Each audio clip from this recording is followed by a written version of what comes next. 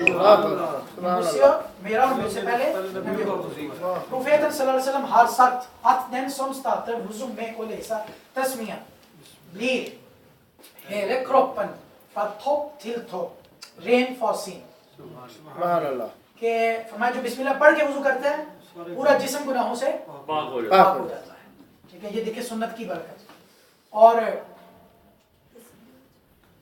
men den som icke läser tasmiya blir ren för sin kun i de kroppsdelarna som blir vaska. ठीक है, अगर बिस्मिल्लाह पढ़े बगैर आप वुजू करते हैं तो सिर्फ जिस्म के वही अज़ा गुनाहों से पाक होंगे जो वुजू में पानी में धुलते हैं, वुजू में धुलते हैं. ठीक है, अगली हदीस पाक Profet Muhammad sallallahu alaihi wasallam har sagt att hvis det icke hade varit besvärligt för mina tjänare så hade jag beordrat alla om att rensa tänderna med miswak för वेबुर.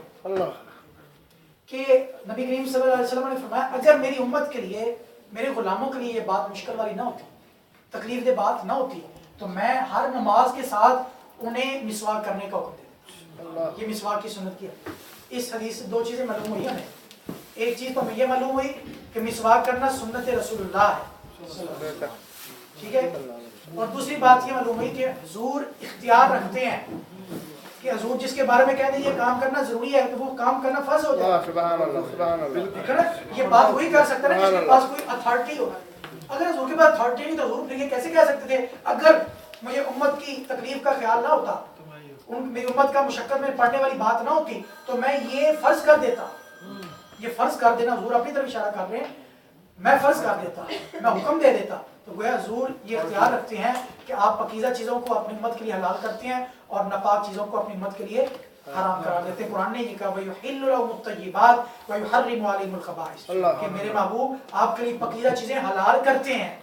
ये नहीं कहा रब हलाल करता है, मेरे महबूब खुद कुरान ने कहा ये नबी आपके लिए पकीज़ा चीज़ें हलाल करते हैं और नापाक चीज़ें हराम करते हैं. गोया नबी इख्तियार रखता है शरीयत के अहकाम के, वो रब ने उनको मालिक बना के भेजा. सुभान अल्लाह. जी, इसके बाद Profeten sallallahu alaihi wasallam själv stilltät sig aldrig till bön और han hade rensat tänderna med miswak. नबी करीम सल्लल्लाहु अलैहि वसल्लम का अपना मामूल ये था कि आप हमेशा जब भी नमाज के लिए जाते तो मिसवाक करते. När profeten sallallahu alaihi wasallam plöjde och komma hem så var rensning av tänderna med miswak det först han gjorde.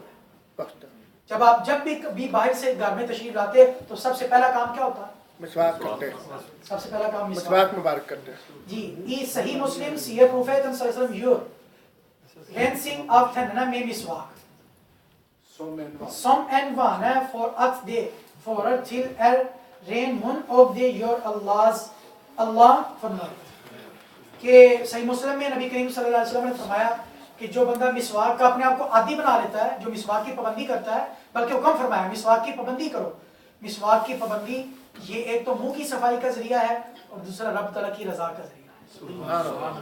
जी, profeten sallallahu alaihi wasallam har sagt att 2 rakat bet efter att ha rensat tänderna med miswak är 70 gånger bättre än 2 rakat bet utan att ha rensat tänderna med miswak. Allahu akbar. 2 रकतें जो मिसवाक के साथ पढ़ी जाएं वो ज्यादा 70 गुना ज्यादा उन 70 रकतों से जो बगैर मिसवाक है. उसे फिर मिसवाक तो मिलते नहीं, ब्रश ही किया करें 6-7 दफा. हाँ जी, उसमें भी सुन्नत की अदायगी हो जाएगी. ठीक है, उसमें भी सुन्नत का ही सवाब मिलेगा. असल सुन्नत जो है एक तो मिसवाक का होना और दूसरा दांतों की सफाई का होना, तो उसको दांतों की सफाई का सवाब मिलेगा. उसको सुन्नत समझ यही है ना कि आपके दांत मुंह साफ होना चाहिए. मिसवाक का मकसद तो यही है. यहाँ तक है मिसवाक आपके पास नहीं है तो ब्रश नहीं है तो आप उंगली को भी अपने दांतों पे फेर लें तो आप भी सुन्नत का सवाब मिलेगा. मुफ्ती साहब एक सवाल है, लेकिन अगर खून निकले थोड़ा सा, ये मसले आएंगे आगे, सारे मसले पढ़ेंगे. अभी हम आगे वुजू के मसले शुरू करेंगे ना, सारी चीजें आएंगी. मैं चाहता हूँ कि अब जो सिलेक्टेड है वो हम कंप्लीट कर लें. ठीक है, अब ये हदीस मुबारक आज हमने ये हदीस पाक शामिल की है. जी, बिस्मिल्लाहिर्रहमानिर्रहीम. من غش من غش من غش من غش من غش من غش من غش من غش من غش من غش من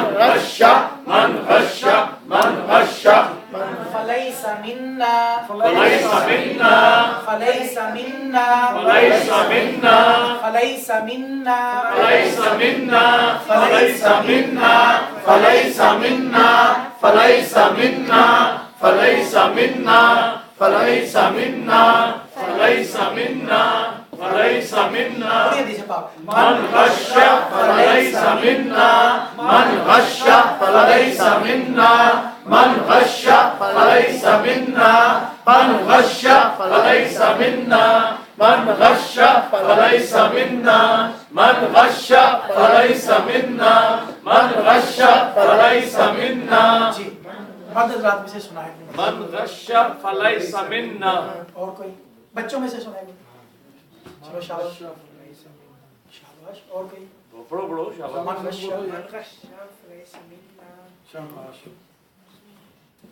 بولے من غش فليس منا. ماشاءاللہ جی بشیر صاحب سنائیں خوشی سے اور کوئی سنانا چاہے بولیں پڑھو پڑھو بولو من غش فليس منا. ماشاءاللہ آپ غش فليس منا. جی خواتین میں سے کوئی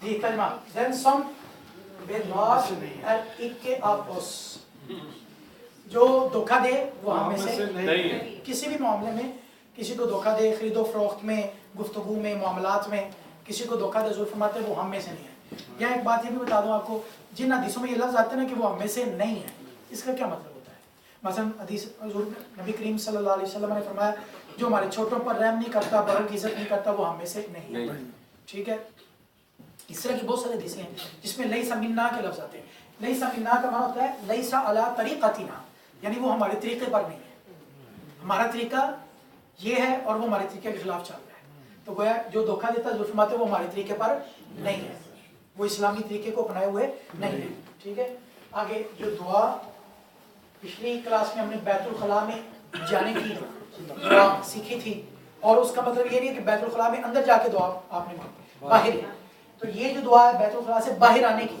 یعنی جب باہر نکل آئیں گے قضاء حاجت سے فارغ ہو کے باہر آ کے آپ نے یہ دعا مانگی جی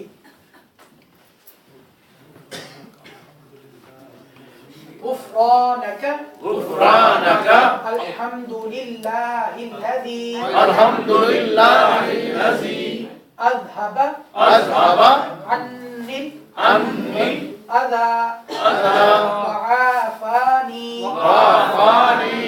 آپ اتنی بھی کہہ سکتے ہیں اگر پوری نہ یاد ہو تو غفرانک ٹھیک ہے یہ بھی پوری دعا ہے ٹھیک ہے یہ بھی آپ مانگ سکتے ہیں غفرانک اور اگر پوری یاد کر لیں تو اور زیادہ بہتر جی اس کا ایک بار اور پڑھ لیتے ہیں غفرانک الحمد للہ الذی اذهب عني الاذى وعافاني یہی سو کر tilgivelse fra Allah all lovprisning for Allah som har tatt vekk fra meg noe som kunne skade meg og har gitt meg velvære ٹھیک ہے میں اللہ تعالیٰ سے بخشش کا سوال کرتا ہوں مغفرت مانگتا ہوں اور تمام تعریفیں اللہ کے لیے جس نے مجھ سے اس تکلیف والی چیز کو دور کر دیا ٹھیک ہے وعافانی اور مجھے عافیت عطا کر دی سلامتی عطا کر دی اب یہ اللہ تعالیٰ کا اتنا بڑا کرم ہے اس لیے اللہ کی نعمتوں کا شکر ہے جو بندہ چاہتا ہے کہ میرا نظام ہضم ٹھیک رہے اور پیٹ کی بیماریوں سے محفوظ رہوں تو اس دعا کو اپنا معمول بنا لے تو پیٹ کی بیماریوں سے محفوظ رہے گا کیونکہ اس کا وعدہ میرا شکر ادا کرو میں اس نعمت میں مزید اضافہ کروں گا تو یہ اللہ کی بہت بڑی نعمت ہے آپ سوچیں یہ گند اگر اندر رہے باہر نہ نکلے 2-3 دن اگر قضاء حاجت نہ ہو انسان کو تو انسان کی حالت کیا ہو جاتی ہے ٹھیک ہے جسم بے جان سا ہو جاتا ہے انسان کسی کام کرنے کو دل نہیں کرتا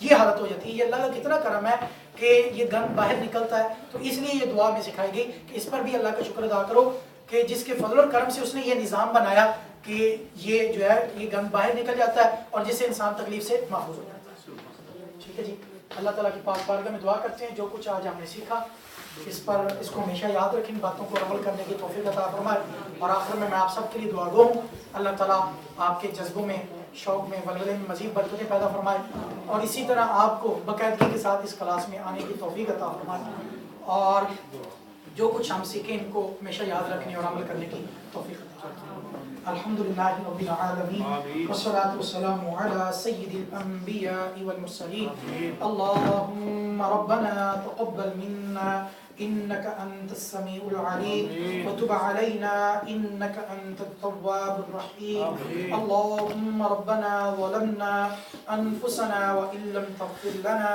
وترحمنا لنكونن من الخاسرين وصلى الله تعالى على حبيبه خير خلقه سيدنا ومولانا محمد وآله وأصحابه أجمعين برحمتك يا أرحم الراحمين.